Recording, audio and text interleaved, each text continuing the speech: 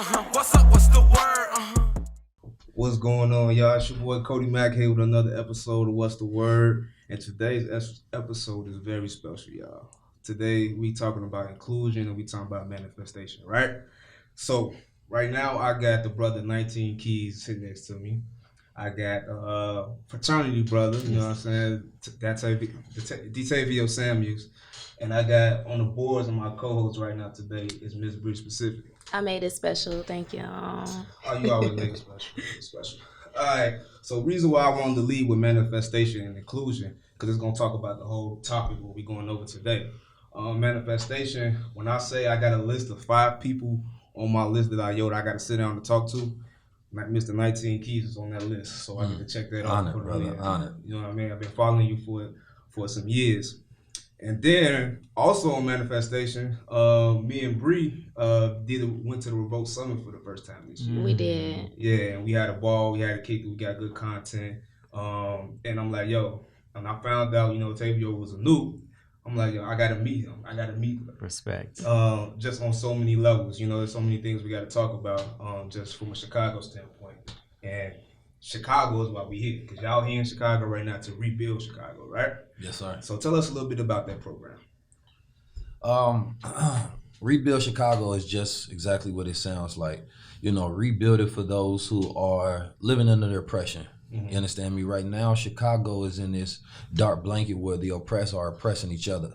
You understand me? And that's because of the conditions that they are born in, the environments that they stay in, the lack of education that we have, the lack of, healthcare that we have. So many different variables and factors exist there. One of the primary issues, though, with Black America, is that we don't have enough ownership, right? We don't, even when we talk about entrepreneurship, after we give people financial literacy, let's say you go set up a shop, but we don't usually own that shop. We're paying rent to somebody else. Right. And so even our entrepreneurial endeavors looks like generational wealth from somebody else that's guaranteed. Right. Even when we go set up an e-commerce shop, we don't own, right, the IP. We don't own Shopify. Right. But all of our businesses exist there. So we got to get to a place to where Black America owns Black America. Right. From a vertical integration standpoint. And so where's the first place that you can look at ownership is at home. Right? And then what does that change when we own our environments? We have control over our environments. We have say-so. It's the same way of us looking at like media here at DTLR Radio, owning our own media, owning our own voice, projecting our own ideas. You talked about manifestation. You can't manifest, what you're not. You can only manifest who you are and the frequency that you put out.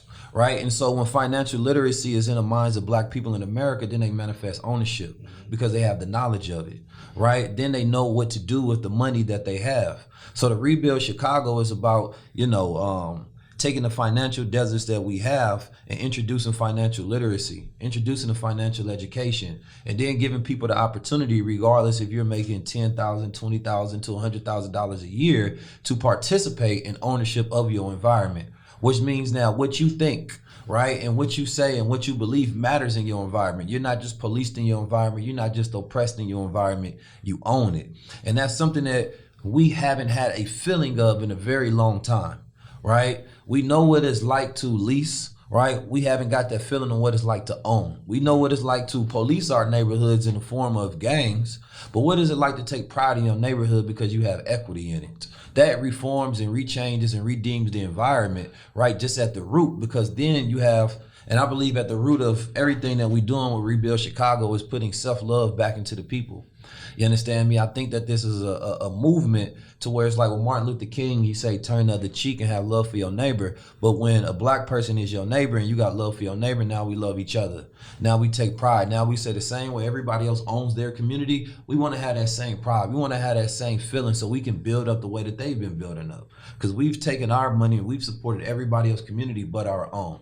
So I think that it is a beautiful movement of men and women collectively coming together, pulling our resources like we've always said, but this is an actual vehicle to where it is not an idea, right? It's a reality. Okay.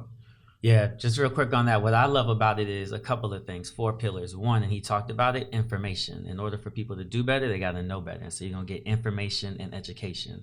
The other piece of it is we have to be inspired. And so excited to see people walk into a room where they can be inspired to take over their own blocks, take over their own cities. And then the last piece, which our chairman, Sean Combs, has always been really big on, is solutions. And so dope that the Oasis is bringing real solutions to the table to allow people, regardless of how much money you make, to have an opportunity to build financial wealth and generational wealth for your families. I love everything I'm hearing, right? So, I guess my next follow up question to that would be, why Chicago? Well, a follow-up question could be, why not Chicago? You know, I think all Black America knows why Chicago. When you think, why would you pick Chicago? Yeah, I want Right? When you look at the dark cloud that exists over Chicago and the news that come out of Chicago, it's never good news. Right? When you look at the statistics of crime that exists in Chicago, it's never good news. So if you can make Chicago an oasis, we can make an oasis everywhere in Black America. Right? So I feel like Chicago is a prime target because everybody's been asking, what's the solution? What do we do? You understand me? And I believe that if we can start here with revitalizing the communities and make a dent in the change, like just look at the frequency of murders. I look at everything through cycles and frequencies, right? If we can start looking at the homicide rate, if we can start looking at the poverty rate, because all these things are connected, right? The education is all connected. If we can increase the education, we decrease the crime, we decrease the poverty, right? So therefore, it decreases what? The homicide rate in Chicago. So therefore, you're not seeing, 100 murders, you understand me, or shootings over a weekend. Now we can start projecting good news out of Chicago. I believe one of our main chief issues is the propaganda that we receive, right? Because that's all we believe and that's all we know. There's always something good happening in Chicago, but for the most part, people only hear the bad, right? So being able to turn Chicago into a beacon of light, when it usually is a beacon of darkness, I think now makes people think about their own neighborhoods as well. Like, damn, if Chicago can do it, we can definitely do it here. And Chicago don't even have the highest homicide rate, but it has the brand like it does. Yeah. So I think I like, you know what I'm saying, the direction y'all are going with it.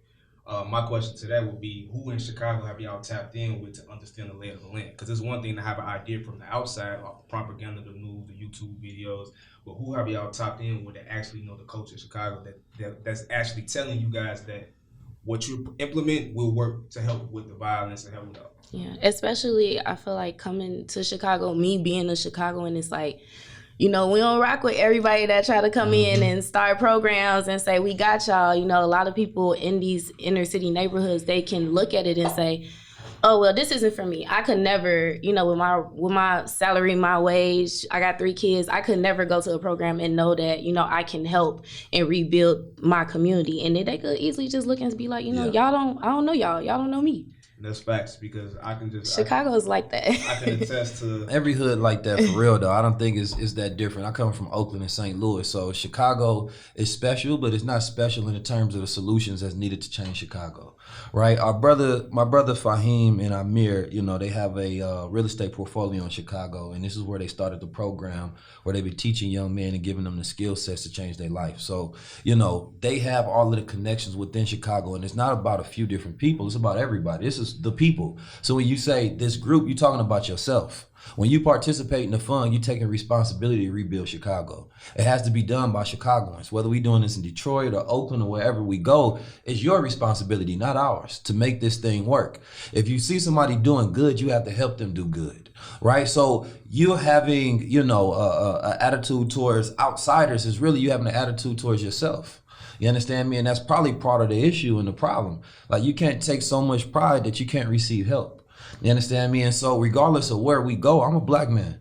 You understand me? If I have to care for my people to say I want to do something that's good for Black America, then everybody has that responsibility to help. This is a fund that will be owned by the people.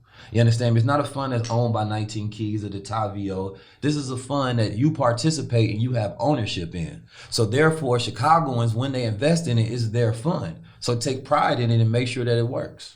Yeah, So just on that one, which also will tap into the last question that you asked, Keys, why Chicago? For me, this is actually quite personal. My entire family on my mother's side is from Chicago. So I grew up going to Cabrini Green. I grew up going to the South Side. And so I'm a big believer that the people who are closest to the problem are also the ones who are most likely to be able to give you those solutions. And so having conversations with family who have been doing this for decades after decades after decades gives me the confidence that we're on the right track.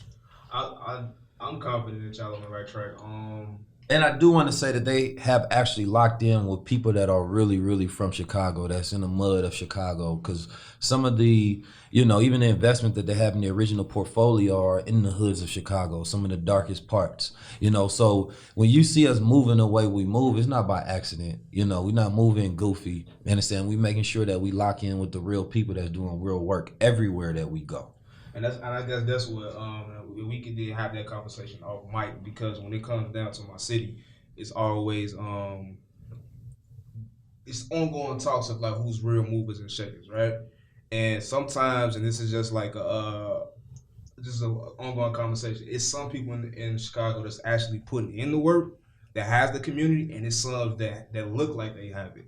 And those are often the people that y'all connect with, the people that look like they have it. Well, I wouldn't say y'all. I'm not saying I don't want to overgeneralize. Well, yeah, that was generalized. I just want to say people from the outside who come. I connect with real people. Not y'all. So I guess I say we ain't got a name drop on camera. Yeah. But I would love to have that conversation with y'all off mic just to see like what direction it's going to. Because I think the real people are the ones who show up.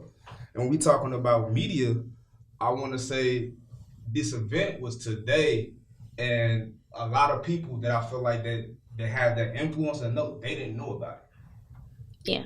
So that's why it's like, even with me sitting in this house, they like, damn, it's dope. Who know about this event? So that's why I'm saying, like, who are we tapped into? Because I want to see this initiative. I want to see it thrive. I want to see it because I know it can impact a lot of people. But these are the conversations that Chicagoans have when it comes to initiatives and different brands doing stuff outside of the market, because who's really tapped in and connected to make this go. But I think also with us being here, right, and you consider yourself to be a real guy from Chicago that's doing real work, and then you sending it out to real people, that's the way it works. Right. You understand me? It only works in that manner because this has happened before the event, not after. So now they've gotten the message some way, but they got to get it through real people and be like, yo, they're doing something. Are you guys going to show up? Right? Like, the only other difference is, trying to spend hundreds of thousands of dollars and get it advertised all throughout Chicago. No, word of mouth. Real people see real things happening, and then they actually really show up, and then those real things actually get executed. And so I feel like you actually just laid out the blueprint on how real people in Chicago get to learn about it, show up, and now it's infused with who's actually doing the work.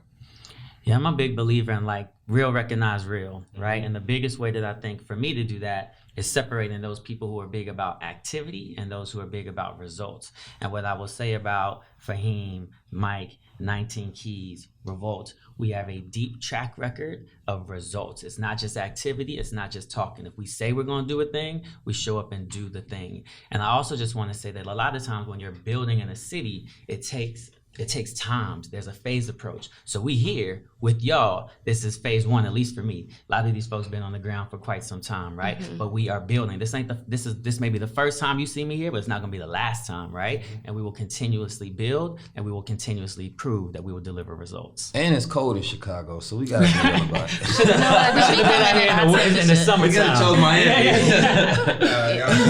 Y'all definitely gotta experience summertime shot. No, I like that approach. I gotta do the hard hitting. No, come on, gotta be transparent. Because me following you, I know what type of guy you is. So yes, you need somebody who has them hard hitting questions. And then I want to say one thing that stood out to me was like off mic when you was coming in, you like, yo, I had to be here for the first one. For a CEO for a company like Revolt to come in and be here for things like this, that's an eye opener. That's a good sign. So for the audience outside watching, you know what I mean. You know what I'm saying? We going in a good direction. Appreciate it. Not you stamped them. Y'all stamped that. I mean, congratulations. It's a blessing to be here, man. Yeah, man, for sure. So, so we talk about the propaganda in the media. So I guess this goes on the Revolt TV side. Like, what are some things that you guys are going to implement outside of helping people get acquire these homes and acquire this equity? how are you guys going to broadcast that? Is it going to be like a series we're going to do? Like, how? What's the plan to that? Good question. So right now we following these men everywhere they go. These are people you talked about. He just stamped us. These are folks that we believe in.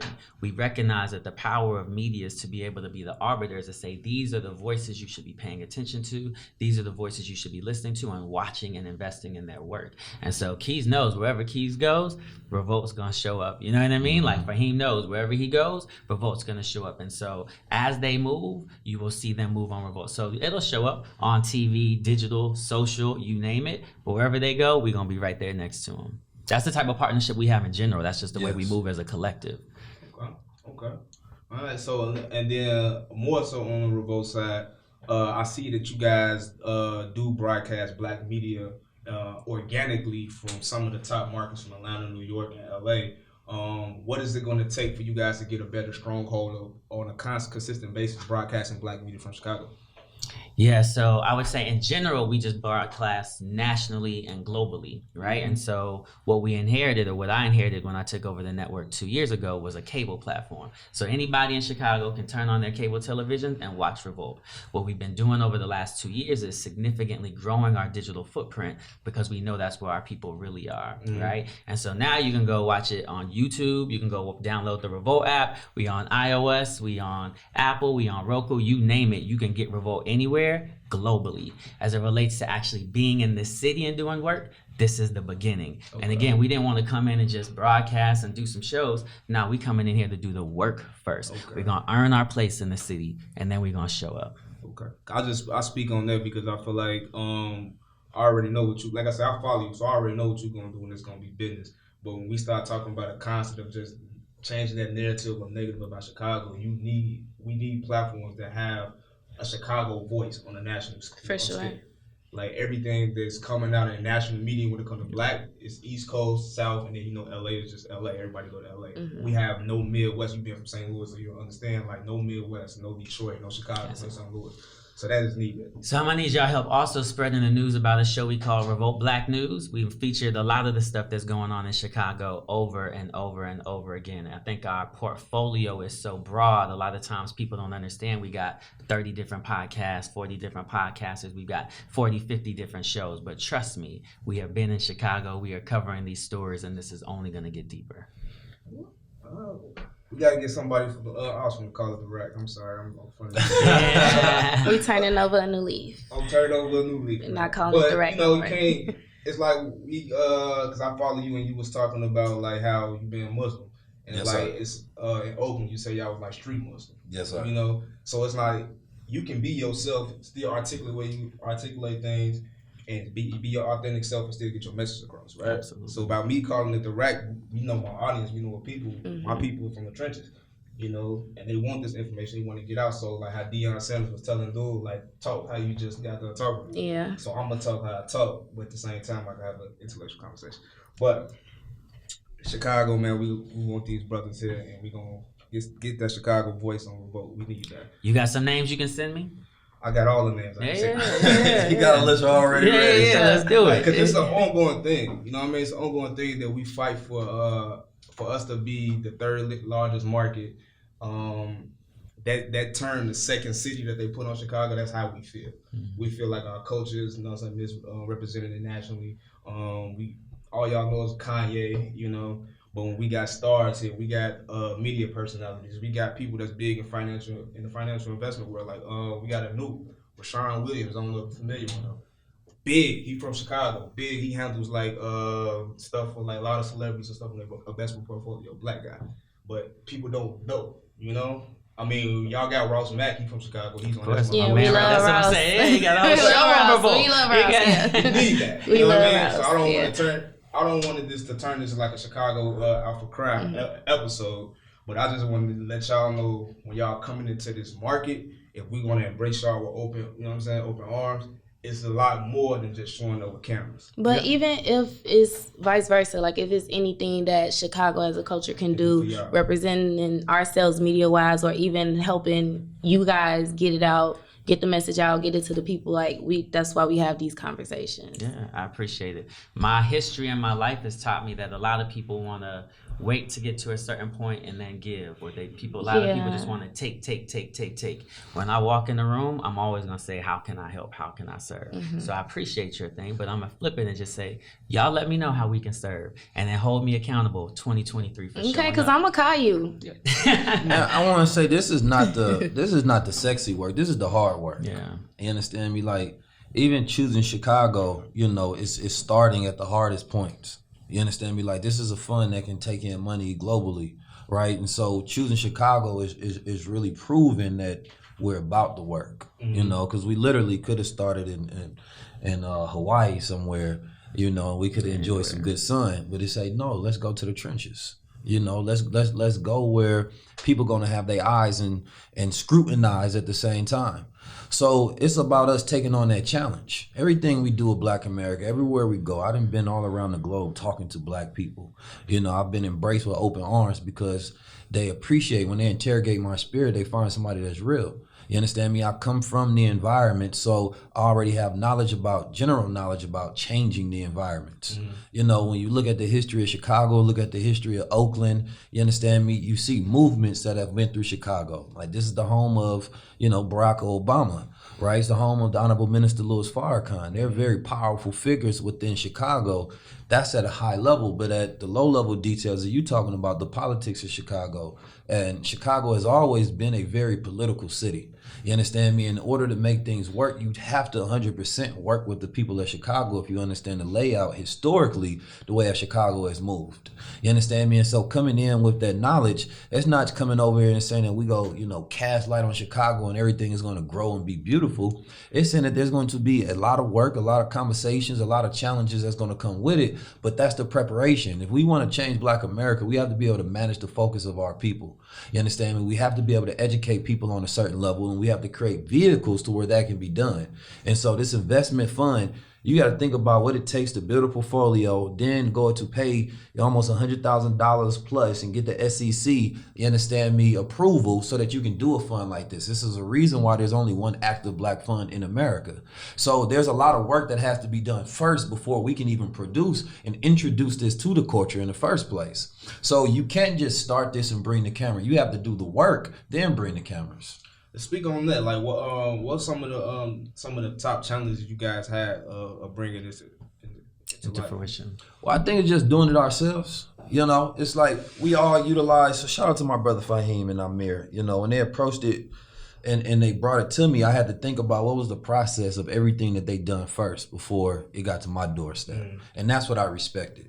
You understand me? Like, when we put together every event and anything that we do, a lot of people don't see the behind the scenes. They see the glitz and they see the glamour, they see the success of it. They don't see Black men going through the challenges of working to make this happen. They don't see us doing the marketing, the branding, sending out the phone calls, connecting with different people. Some people may want to have a fee for appearance, and we like, no, we doing this for the people. You understand me? Like, going through the challenges of what they did with the SEC fund, back and forth with government regulation, over a process of a year. So you have to think about anytime we do something successful, what was the work that was done? What was the mindset? What was the times that a person wanted to quit and they still pushed forward and they got it done? When I walked outside and I came to Chicago, it was brick. I almost wanted to go back on the plane and go back to California. We coming at the tail end of the year and we doing another event, right? And that just showcases that the perseverance that we have to save our people is the same perseverance they have to save themselves. And so anybody that considers themselves to be a friend of Black America, when you see somebody working towards eliminating the challenges, then if you gonna be a friend, you gotta help us, right? People always talk, they call me pro-Black. And I was, when I was younger, I never really thought about it like that, because I thought everybody's pro-Black if you're Black, right? But now I look at it, if a person is not pro-Black, they anti-Black, So when you put that label on me, you're putting a label on yourself at the same time. So what it requires to have self-love and love from your brother and your sister and want to do something that can make a change and manifest, some betterment in the environment is very key, because now my people in Oakland is waiting, where's the rebuild Oakland? So, and everybody that's from here is looking for that same thing in their environment. So you have to understand the politics and the strategy that comes along with that, and understanding the mindset of your people and how this is going to spread across. This is going to viralize, because all of the people that do investment, all the people that do real estate, come bring us deal flow. Come and help us do this. Come and assist us. This is something that is probably the biggest challenge in the world, is trying to figure out how do we focus the management of Black America with their spending power, their creativity, and their brilliance, and get them to a point of freedom, justice, equality, and wealth. So you just spoke about all the different people have for your love for Black America. And I love Black America as well, Black people. Have you ever found any difficulties with other Black people? Oh yeah, I'm sorry. Give y'all pushback, give y'all a hard time. I mean, you know, I imagine, and I'll let Detavio answer the way he answered. But you know, I think the pushback is more so the silence. You know, the pushback is the lack of assistance, the lack of opening the doors, the lack of spreading your name and putting in meetings when they know that they can amplify and help. And this is why I rock with Revolt, because they're not just watching what we're doing and say, man, I love what y'all brothers is doing. They say, how can we amplify your voice? And you got to respect that. And so my pushback is the silence that I get from everybody that watches us work but don't help us work. Yeah, for me, it just goes back, you know, that saying, all skin folk ain't kin folk. Like, you know, you just see that all the time. And I feel like it's getting... that gap is getting larger and larger and larger. To your point, I used to think all Black people were down for all Black people, but now you see it's a very, very different game. On our side, and maybe there's silence, but we also needed to raise capital, hundreds of millions of dollars of capital. What Black folks have showed up at our door, seeing the work that we're doing, what Black folks have showed up at our door to help us with that initiative. Also, for me, it's he talks about silence. I'm in the media game. Media is really easy. I need you to vote with your eyeballs. That's it. Eyeballs and share. Count how many Black people are not sharing. Count how many people are not giving us their eyeballs, but then will challenge us to do some sort of different work. And so, of course, you know, you're going to run into that in every single moment and every single day that you have. But we're not worried about the ones that aren't team us. We partner with the ones who, again, who are down to do the work for our community. Those are the people who are going to move the needle for us. And it is, you know, look at what we did with high level conversations. You know, like when you like something, you just have to remember you have to support it.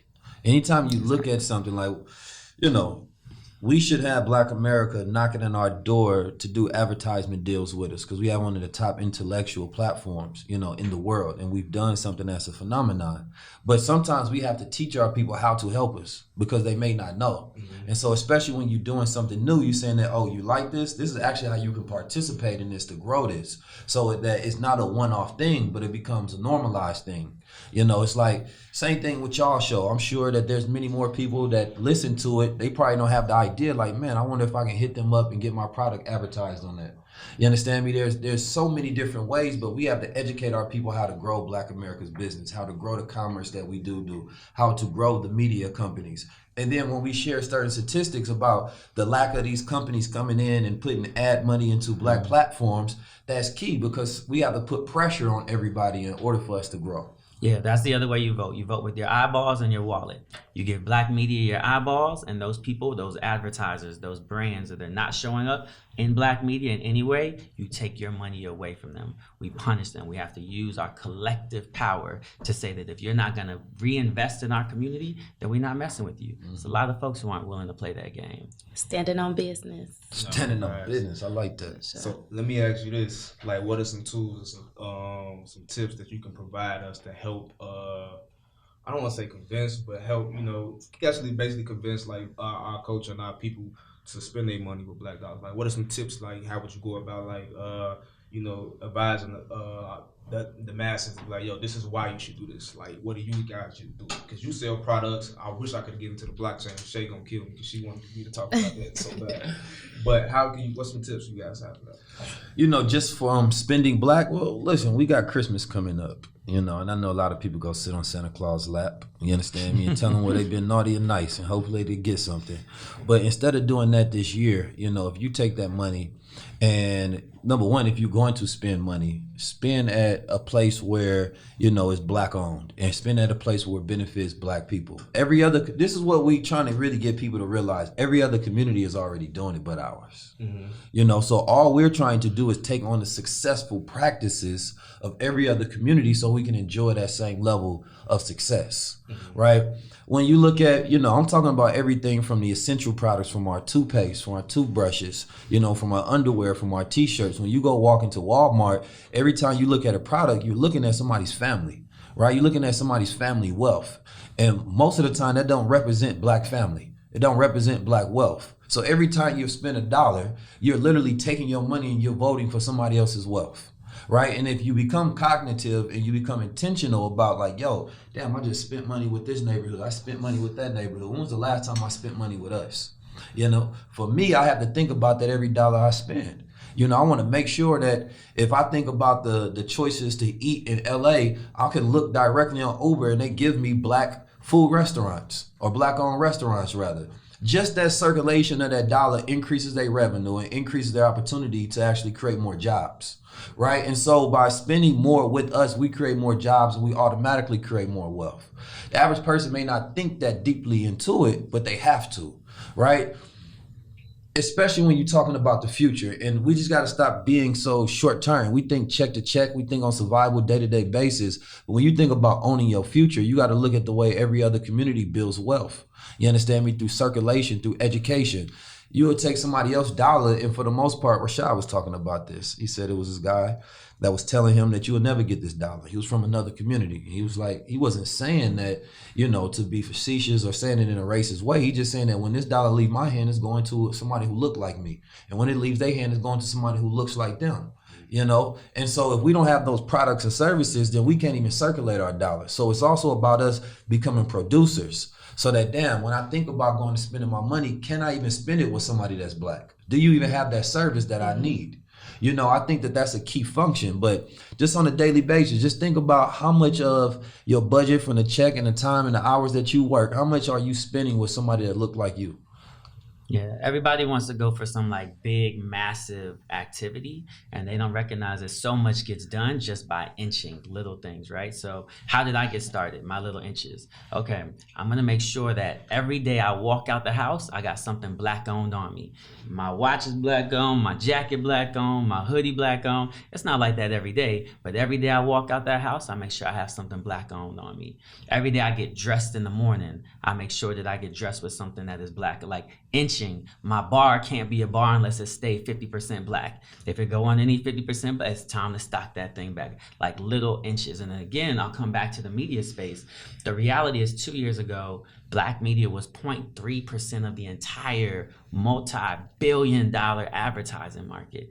All we need folks to do, I don't care what you want to watch, but go turn your iPad on, go turn your iPhone on, and let some black stuff run so we can get those eyeballs. And when you do that, then you got more money to come back here and tell those stories about Chicago that you know are true. Then we have more money to come back here and work with the talent who you believe needs to have a spotlight shined on them. It's the inching that folks can do, not trying to make it some big, massive things. The little wins will help us all win.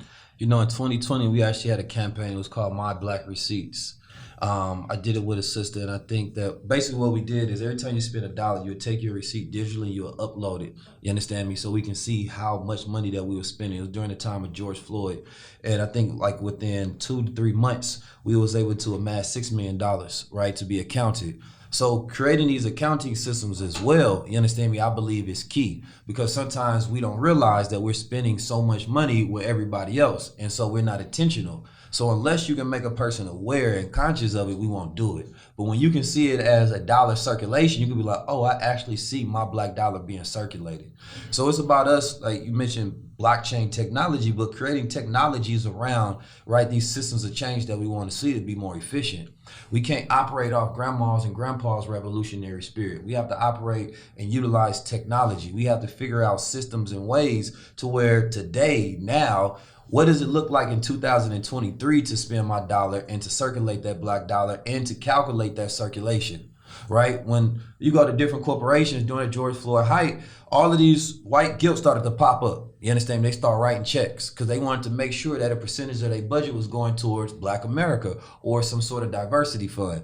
Black people need to do the same thing. You understand me? Like, we put that onus on everybody else, but we got to put that onus on ourselves. How much is your money going to black people? I could talk to you bucks for hours, man. This is all I. They know I irritate them talking about this and the culture and the people and trying to get us on the same accord. So, just to wrap up, right? What is that one last thing that you want to say to the people about Rebuild Chicago? Rebuild Chicago is an analogy for rebuilding Black America. You know, asking yourself, how do you rebuild something? I think we don't know when we will get reparations, right? But what is reparations? It's repairment. You know, something that has been broken. We can't wait on nobody to repair us. We have to start that repairment now, right? And that repairment looks like rebuilding Chicago. It looks like rebuilding our environments. It looks like rebuilding that mindset that we can own our own. You know, and so rebuilding Chicago is an analogy for us giving ourselves reparations and repairing it and taking that onus in our own hands and saving ourselves. Yeah, on my side, it's before you walk in that door, take 10 minutes to dream. Like dream and dream big, dream and dream bold. Because I know that what we're so used to seeing feels like it may not be able to be something incredible. But with our Black genius and with our resources and with the things that we can do together, the impossible is nothing. And so before we walk in with our own kind of small assumptions, I want us to walk in ready to be bold, ready to dream the biggest dreams possible. I like that. I also like that, before we wrap up, I also want to say that I really respect that you guys are leading with love and inspiration. I think it's one thing to say, hey, I can show you how to do it, but how do I motivate you to want to learn these things and want to be able to do better for yourself? So I really do respect that. I'm a real big self-love person myself. Oh, that sounds good. So, yeah. Yeah, appreciate that. And I'm speechless because my producer Cindy ain't finna kill me. There I go. Thank you, brothers, for coming through. Absolutely. Thank you for Love. having me, brother. Thank you. Thank Dwayne. you. Thank you. DTLR Radio. And what's the word? We out. Hey, what's up? What's the word?